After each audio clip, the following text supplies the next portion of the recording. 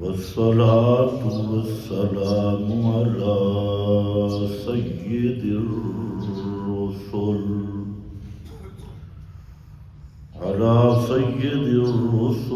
وخاتم الأنبياء.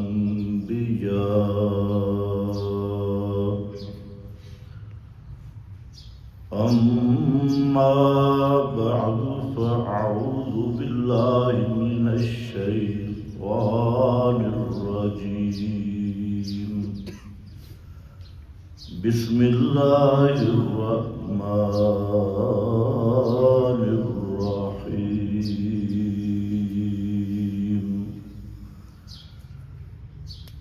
وإذا تليت عليهم آياته زادتهم إيمانا. سبحان ربك رب العزة عما يصفون وسلام على المرسلين والحمد لله رب العالمين.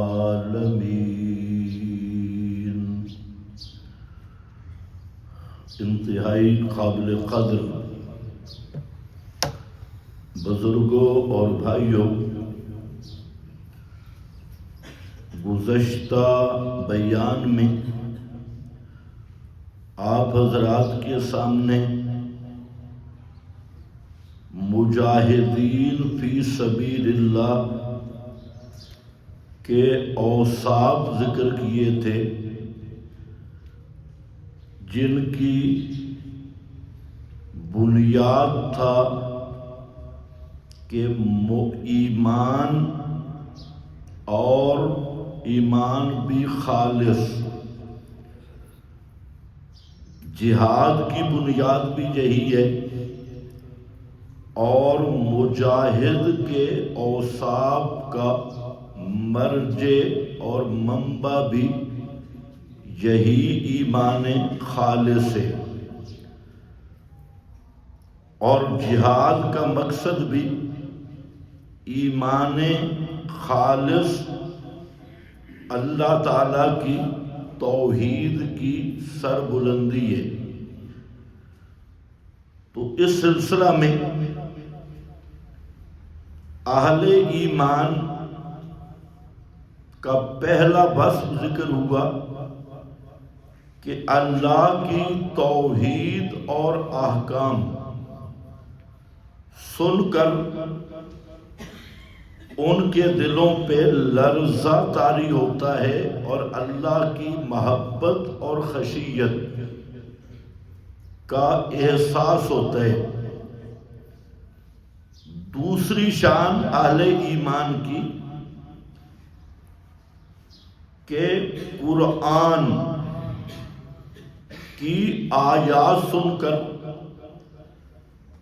ان کے ایمان میں تر و تازگی آتی ہے اور ایمان بڑھ جاتا ہے. زادتہم ایمانا،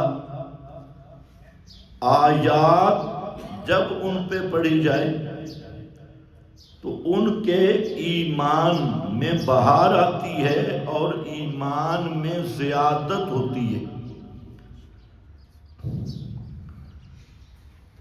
تو یہ بھی اہل ایمان کے خاص اوصاف میں سے ہے.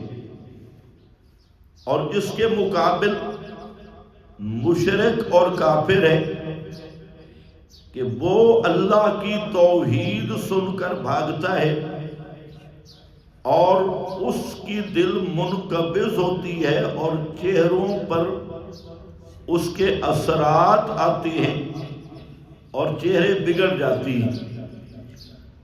اسی طرح مومن جب قرآن سنتا ہے تو اس کا ایمان بڑھتا ہے، دل مطمئن ہوتا ہے. ایمان کوئی تول شول والی چیز نہیں کہ پہلے 4 کلو تھا پھر 5 کلو بن گیا.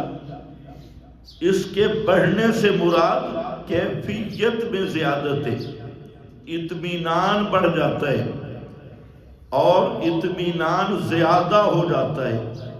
جیسے حضرت ابراہیم علیہ السلام نے ایک میت اور لاش دیکھی کہ اس کے کچھ ٹکڑے پرندے کھا رہے ہیں، کچھ حصہ اس کا سمندر میں مچھلیاں لے جا رہی ہیں، کچھ جنگل کے درندے کھا رہے ہیں۔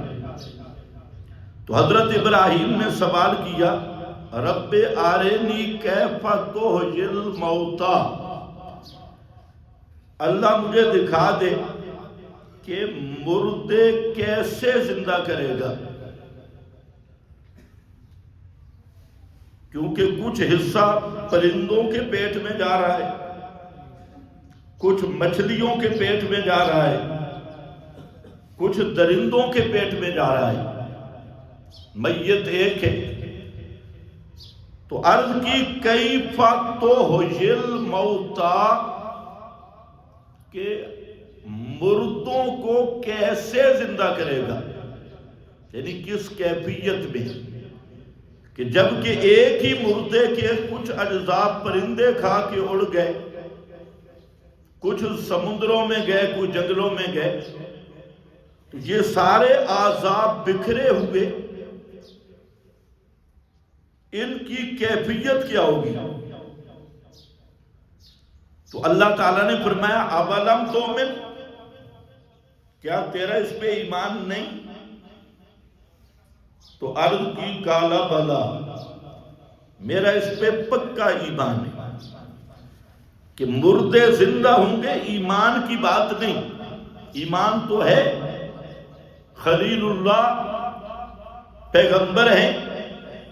فرمایا کیوں نہیں، میرا مضبوط ایمان ہے اس پہ، لیکن وَلَٰكِن لِيَطْمَئِنَّ قَلْبِي، سوال اس لیے کیے تاکہ میرا دل مطمئن ہو، لِيَطْمَئِنَّ قَلْبِي، یہ اطمینان، یہ ہے زیادت ایمان۔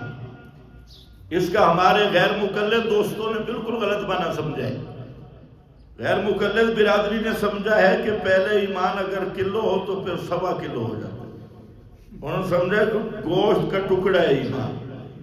یہ کیفیات ہیں، یہ بڑھتی ہیں اور اطمینان بڑھتا ہے۔ وَلَٰكِن لِيَطْمَئِنَّ قَلْبِي، میں نے سوال اس لیے کیا تاکہ میرا دل مطمئن ہو جائے۔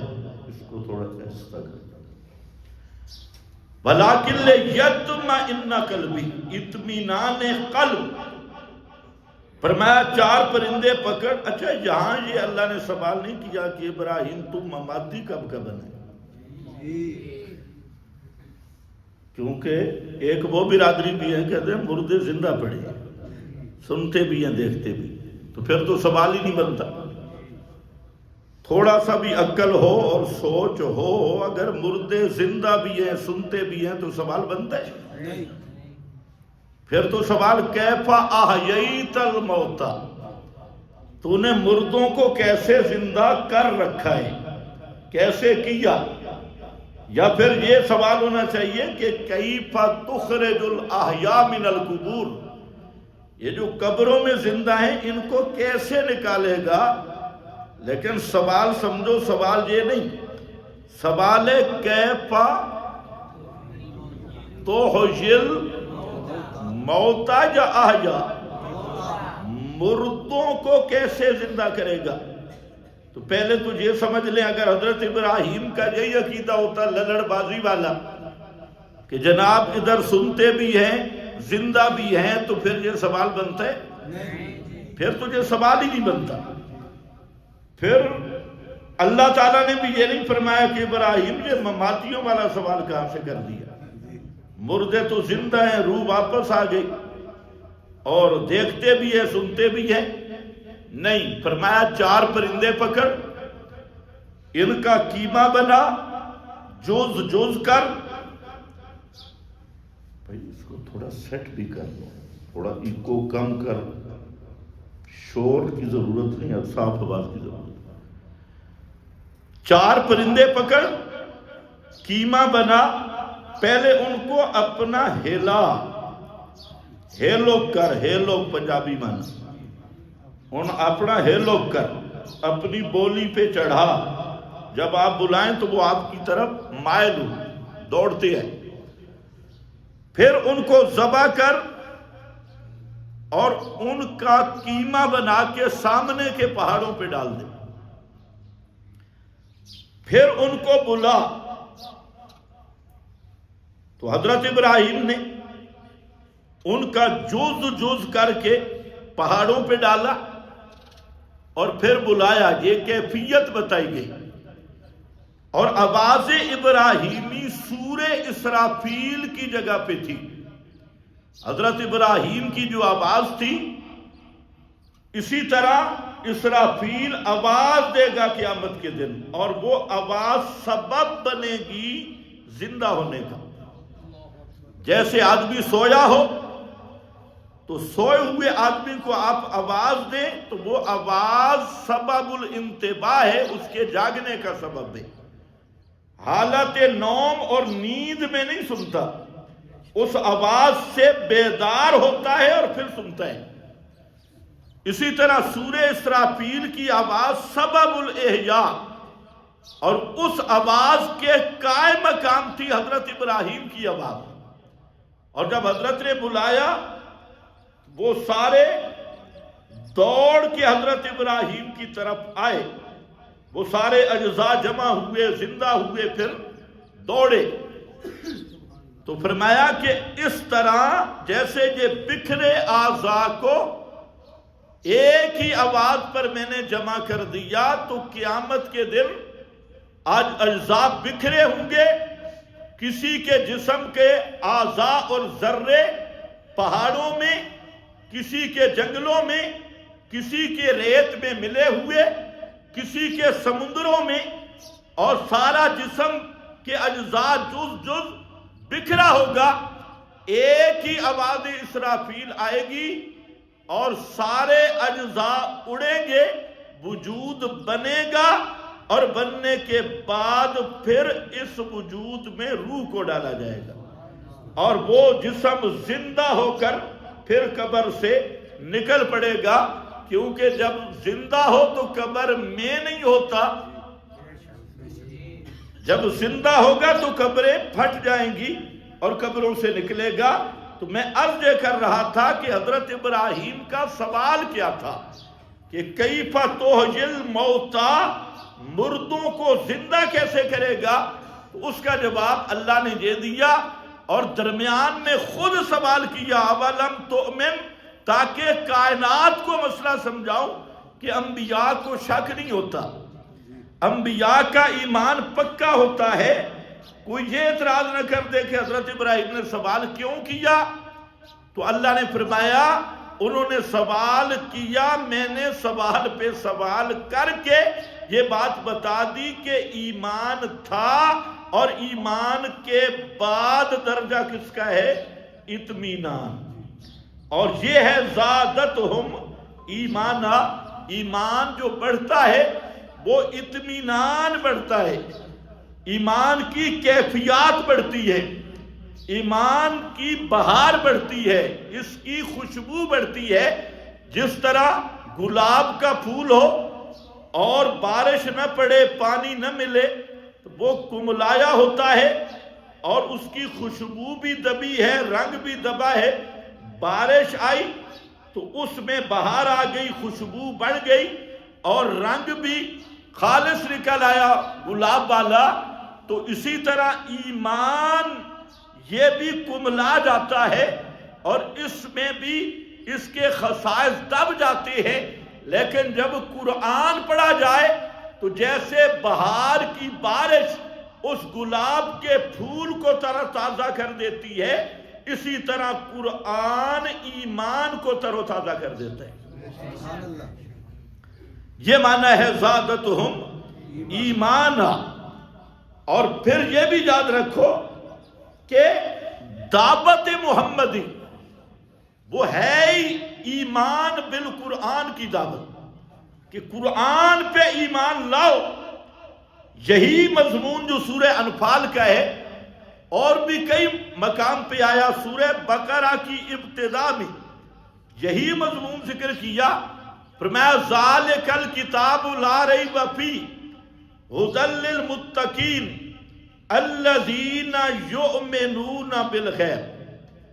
یا بالغیب کا معنی محققین مفسرین نے کیا بالغیب بالقرآن، یؤمنون بالغیب بالقرآن، کہ متقی وہ ہیں کہ جو قرآن کے ساتھ ایمان لاتی ہے، یؤمنون بالقرآن یؤمنون بالغیب۔ اور صرف جہاں اکتفا نہیں کیا، آگے پھر ایمان کی وضاحت کی، الذین یؤمنون بما انزل الیک وما انزل من قبلک۔ تو اس میں بھی قرآن نے بتا دیا کہ ایمان کس کے ساتھ ہوگا؟ اللہ کی وحی کے ساتھ۔ بولو کس کے ساتھ؟ اللہ کی وحی کے ساتھ۔ مولوی کی کتاب پہ ایمان لانا ضروری نہیں، پیر کی کتاب پہ ایمان لانا ضروری نہیں، کسی فرقے کے بزرگ کی کتاب پہ ایمان لانا ضروری نہیں، کسی خطیب کی تقریر پہ ایمان لانا ضروری نہیں، ایمان لانا ضروری ہے کتاب اللہ پر، اللہ کی کتاب پہ ایمان لانا ضروری ہے۔ یہی وجہ ہے جب پہلا خطاب بنی اسرائیل کو کیا، یا بنی اسرائیل اے عبداللہ کی اولاد، اسرائیل کا معنی عبداللہ، تمہارا باپ تو عبداللہ تھا، اے عبداللہ کی اولاد آمنو بما انزلتو، آمنو بما انزلتو، ایمان لاؤ کس کے ساتھ؟ جس کو میں نے نازل کیا، یعنی ایمان لاؤ قرآن کے ساتھ۔ یہود کو کہا گیا، اور اسی سورہ بقرہ کے آخر میں آمن الرسول بما انزل الیہ من ربہ، آمن الرسول، رسول محمد مصطفیٰ خود بھی ایمان لایا کس کے ساتھ؟ بما انزل الیہ من ربہ، قرآن کے ساتھ محمد مصطفیٰ بھی ایمان لائے، والمؤمنون، اور ایمان والے بھی ایمان لائے کس کے ساتھ؟ بما، صحیح ذرا پڑھو، بما انزل الیہ من، تو کیا چیز نازل ہوئی آپ کی طرف؟ تو اس آیت کو ذرا غور سے دیکھنا گھروں میں، آمن الرسول، رسول خود ایمان لایا کس کے ساتھ؟ بما انزل الیہ من ربہ۔ تو یاد رکھو پورا قرآن پڑھ لو، ایمان کس پہ لانا ہوگا؟ قرآن پہ، کتابڑیوں پہ نہیں، مولویوں پہ نہیں، فرقوں کے اکابر پہ نہیں۔ ہر ایک فرقے نے اپنے اکابر بنائے، ہمارے بزرگ جو کہتے ہیں تمہارے بزرگوں کو اللہ ہدایت دے، ہمارے بزرگ جو کہتے ہیں بھائی بزرگوں کا سکہ اگر چلنا ہوتا تو قرآن نازل کرنے کی ضرورت ہی نہیں تھی۔ قرآن آیا اس لیے ہے کہ سارے فرقوں کے بزرگوں کو مٹا کے اپنا سکہ جموائے۔ اس لیے قرآن نے ناراض نہ ہونا، قرآن نے سارے فرقے، یہود کے فرقے کے اکابر، عیسائیوں کے فرقے کے اکابر، مجوسیوں کے فرقہ کے اکابر، اور اس وقت جتنے فرقے موجود تھے سب کو ریجیکٹ کر کے اور ایک یک لخت فتویٰ لگا کے ان کانو من قبل لفی ضلال مبین، یہ اپنے اپنے فرقوں کے اکابر اگر قرآن مقدس کے نزول سے پہلے اور حضرت محمد مصطفیٰ کی بعثت سے پہلے یہ بزرگ تھے اور شیوخ التورات شیوخ الانجیل تھے، بڑے بڑے پیر اور مولوی تھے، لیکن ان کانو من قبل لفی ضلال مبین، بزرگ ہونے کے باوجود پکے کافر تھے۔ فی ضلال مبین کا معنی کوئی اور بنتا ہے تو کر لو، ان کانو من قبل لفی ضلال مبین۔ اور فرمایا اب اب ہدایت ملے گی اس قرآن کے ذریعے.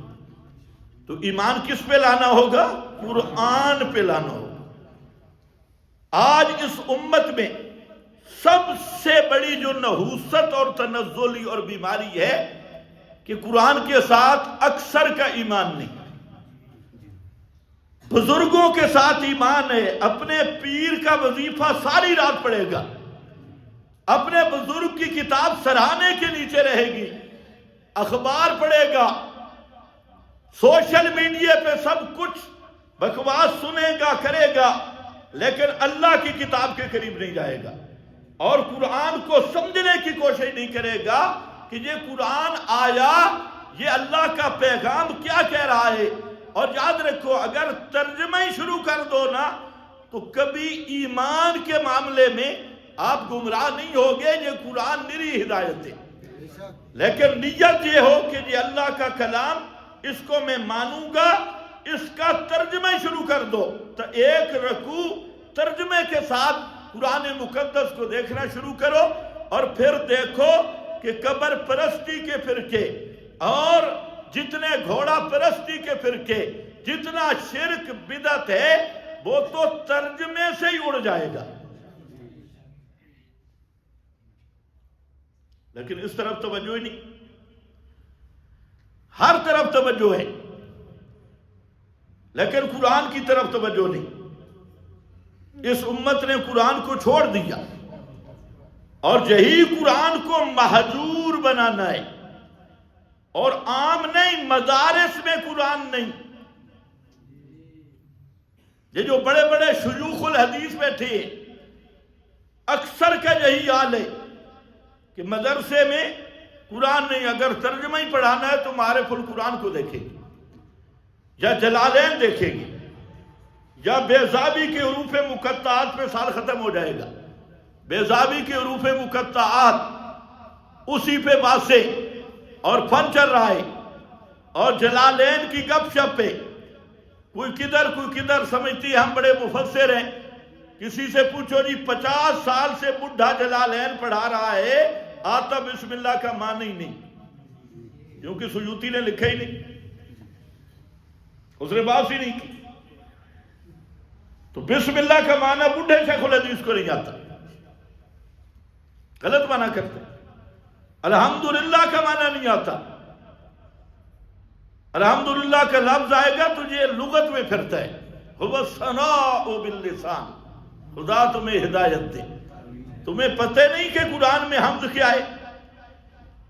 تو سب سے پہلی چیز جس کی طرف توجہ کی ضرورت ہے نجات کے لیے، ایمان کے لیے، وہ قرآن کی طرف رجوع ہے.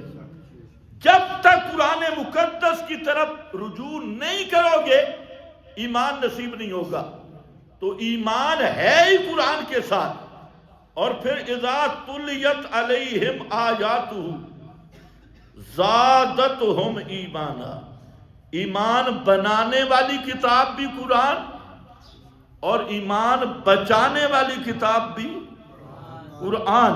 جیسے وہاں تھا نا وَلَٰكِن لِيَطْمَئِنَّ قَلْبِي، قرآن کے بارے میں کیا؟ الا بذکر اللہ تطمئن القلوب. تطمئن، یہ بوجھ زیادت ہے. بذکر اللہ، بے کتاب اللہ، اللہ کے قرآن سے دلوں کو اطمینان نصیب ہوتا ہے. اور یہ وہی اطمینان ہے جو حضرت ابراہیم کو اللہ نے مشاہدہ کے ذریعے نصیب کیا، اور یہ وہ بھی معجزہ تھا. اور یہ قرآن مقدس یہ پورا معجزہ ہے محمد مصطفیٰ صلی اللہ علیہ وسلم کا. حضرت ابراہیم کا معجزہ وہ پرندوں والا تھا، لیکن وہ وقتی معجزہ تھا، انہوں نے دیکھا ختم ہو گیا. لیکن یہ قرآن مقدس یہ وہ معجزہ ہے جو قیامت تک ہدایت کا مرکز باقی رہے گا. نبی کریم علیہ السلام نے فرمایا اللہ نے ہر نبی کو معجزے دیے ان کی شان کے مطابق. لیکن یہ مسئلہ ذہن میں رہے، معجزے میں اختیار نبی کا نہیں ہوتا. یہ جاہلی مشرکوں کا نظریہ ہے کہ معجزہ نبی کے اختیار میں ہوتا ہے. معجزے میں اختیار کس کا ہوتا ہے؟ صرف اللہ کا۔ پیغمبر کریم بیٹھے ہیں، پانی ختم ہو گیا، 1400 صحابہ ساتھی پیاسے ہیں، وضو کرنا ہے، غسل کی ضرورت ہے، حدیبیہ کا مقام ہے۔ تو نبی کریم علیہ السلام نے ایک برتن میں اپنا ہاتھ مبارک ڈالا اور دعا کی۔ کیا کی؟ دعا کس سے کی جاتی ہے؟ جو خود مختار کل ہو وہ دعا کرتا ہے؟ اللہ سے مانگ رہے، آپ دعا کر رہے ہیں تو آپ کی انگلیوں سے پانی کے چشمے جاری ہو گئے۔ حدیبیہ کا کنواں بھر گیا۔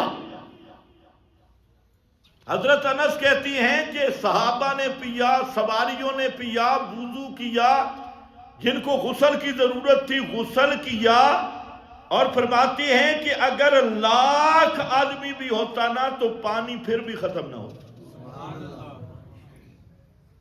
لیکن وہی پیغمبر کریم صلی اللہ علیہ وسلم بیٹھے ہیں، نماز کا وقت آ گیا، پانی نہیں۔ حضرت عائشہ رضی اللہ تعالی عنہا کے گود مبارک میں آپ کا سر ہے، اور صدیق اکبر کو لوگوں نے شکایت لگائی کہ دیکھیں حضرت عائشہ کا ہار تلاش کیا جا رہا ہے اور پانی نہیں ہے، نماز کا وقت آ گیا اور حضرت عائشہ کے ہار کی وجہ سے ہم سارے مشقت میں، نماز کا کیا بنے گا؟ تو حضرت صدیق اکبر حضرت عائشہ کے پاس آئے اور پیار کے رنگ میں تھوڑا ڈانٹا بھی صحیح کہ تو نے کیا کیا؟ پیغمبر کریم سوئے ہوئے تھے، حضرت عائشہ کی گود میں سر مبارک رکھ کے۔ جب آپ بیدار ہوئے تو آیت تیمم نازل ہو گئی۔ آپ سمجھے کیا ہے؟ پانی اپنے اختیار میں؟ اگر پانی اپنے اختیار میں ہے تو پھر صحابہ پریشان کیوں تھے؟ اور پھر نماز کا جب وقت آیا خود پیغمبر بھی پریشان ہوئے کہ پانی نہیں۔ پریشان وہی ہوتا ہے جس کی طاقت و اختیار ہو۔ نہیں، وہاں رب نے چاہا تو انگلیوں سے پانی کے چشمے جاری کر دیے، اور جہاں آیت تیمم نازل ہو رہی کہ تیمم کر لو، اور تیمم تب ہو سکتا ہے کہ پانی پہ قدرت اور اختیار نہ ہو۔ اگر پانی کے استعمال پہ قادر ہو اور اختیار ہو تو پھر تو تیمم ہے ہی نہیں۔ تیمم تب ہے کہ پانی اختیار میں نہ ہو یا استعمال کرنا مشکل اور متعذر ہو۔ تو بہرحال معجزہ نبی کے اختیار میں نہیں۔ ایک وہ سفر ہے مکہ سے مدینہ تک 400-450 کلومیٹر کا، اور ایک وہ سفر ہے جو مکہ سے جنت الفردوس تک کا، جو سینکڑوں سالوں کی مسافت، بلکہ ہزاروں سالوں کی مسافت۔ تو دونوں سفر جو مکہ سے مدینہ آپ نے ہجرت کی 8 دن لگ گئے۔ تو مکہ سے مدینہ زیادہ سفر ہے یا مکہ سے جنت تک زیادہ سفر ہے؟ اور جو مکہ سے جنت تک کا سفر تھا اس میں کتنا عرصہ لگا؟ سبحان الذی اسری بعبدہ لیلا، رات بھی پوری نہیں، رات کا بھی ایک حصہ جنت سے جاگتے ہوئے جا کے واپس تشریف لائے، اور ایک رات کہاں 8 دن، کہاں ایک رات۔ یہ بھی اس کی حجت اور دلیل ہے کہ معجزہ نبی کے اختیار میں نہیں ہے۔ معجزے میں اختیار کس کا ہے؟ صرف اللہ کا۔ اور یہ لوگ جہاں سے نے دھوکہ ملا، دھوکہ لگا اور دھوکہ کھایا اور دھوکہ دیا۔ کوئی معجزہ بیان کر کے تفریح، جی دیکھو اللہ طاقتیں دے دیتا ہے، اللہ طاقتیں کسی کو بھی نہیں دیتا۔ معجزہ ما فوق الاسباب امر ہوتا ہے، اور اس میں نبی کا رتی جتنا اختیار بھی نہیں ہوتا۔ اس میں اختیار کس کا ہوتا ہے؟ صرف اللہ کا اختیار ہے۔ جئی مومن اور مشرک کا فرق ہے۔ مشرک یہی سمجھتا ہے کہ معجزہ نبی کے اختیار میں ہے۔ موحد کا عقیدہ ہے کہ ما کان لرسول ان یاتی بآیۃ الا باذن اللہ، کوئی معجزہ کسی نبی کے اختیار میں رتی جتنا بھی نہیں، ذرا بھی نہیں۔ حتیٰ کہ یہ قرآن کریم یہ معجزہ ہے، قرآن کا نزول نبی کے اختیار میں نہیں۔ 15 دن یا 18 دن وہی بند ہو گئی، پیغمبر کریم بھی پریشان، مشرکین جلوس نکال کے تالیاں بجانے والے، ہمارے سوالوں کا جواب نہیں آیا جی، اور منافقین مشرکین یہ سب دوڑے لگا رہے ہیں۔ 18 دن 15 دن تک وہی بند ہو گئی، قرآن نہیں آیا، پیغمبر کریم خود پریشان۔ اللہ نے یہی بتانا تھا کہ قرآن نبی کا معجزہ ہے، لیکن قرآن کا نزول بھی نبی کے اختیار میں نہیں۔ جبریل کو کہا، جبریل لیٹ آیا ہے، جبریل نے کہا میرا دل بھی کرتا ہے بار بار آؤں، لیکن ہماری مجبوری ہے، ما نتنزل الا بامر ربک، ہم اپنے مقام سے 1 انچ جتنا بھی نزول نہیں کر سکتے تیرے رب کی اجازت کے بغیر۔ ما نتنزل الا بامر ربک، یہ عقیدہ صاف کر لو، معجزات برحق۔ ایک وہ پارٹی ہے جو معجزات کی منکر ہے، اور ایک وہ ہے جو معجزات کو نبی کا اختیار سمجھتی ہے، دونوں ملحد اور گمراہ ہیں۔ اہل سنت کا عقیدہ یہ ہے کہ معجزہ بھی برحق ہے، کرامت بھی برحق ہے، لیکن معجزہ میں نبی کا اختیار نہیں اور کرامت میں ولی کا اختیار نہیں، دونوں یہ اللہ کا فعل ہے۔ جب چاہے ظاہر کر دے، اور کسی کو یہ طاقت نہیں کہ جب وہ چاہے ظاہر کر دے، نہیں، وہ خود جب چاہتا ہے نبی کے وجود پہ معجزہ کو ظاہر کرتا ہے، ولی کے وجود پہ کرامت کو ظاہر کرتا ہے، لیکن کرامت خلاف شریعت نہیں ہوتی۔ یہ جو خلاف شریعت، فلانے بزرگ نے 18 سال ٹوبی ماری دریا میں، نہ نماز نہ روزہ نہ حج نہ زکوٰۃ، فلانا بزرگ 40 سال سر نیچے ٹانگے اوپر اور چلا کاٹتا رہا کنویں میں الٹا لٹک کے، یہ بزرگوں پہ بہتان ہے۔ فلانے نے 11ویں نہ دی تھے پوری، شادی ڈبو دی، یہ اہل اللہ پہ بہتان عظیم ہے اور جھوٹ کا پلندہ ہے۔ کرامت جو ہے یہ خلاف شریعت نہیں ہوتی، خلاف عادت ہوتی ہے۔ کیا لفظ ہے؟ خلاف عادت، خلاف شریعت نہیں، اور خلاف شرع ولی بھی نہیں ہوتا۔ اگر ولی کہو بھی صحیح تو مضاف الیہ اور بنے گا، وہ ولی الشیطان ہوتا ہے۔ ایک ولی اللہ ہے اور ایک ولی الشیطان، تو اس بات کو بھی ذہن میں رکھ لو۔ بہرحال میں اب یہ کر رہا تھا کہ قرآن کریم، اس پر ایمان لانا ہوگا، ایمان بنے گا بھی قرآن سے، اور ایمان کی بچاؤ اور بقا اور دوام بھی قرآن کریم کے ساتھ ہے۔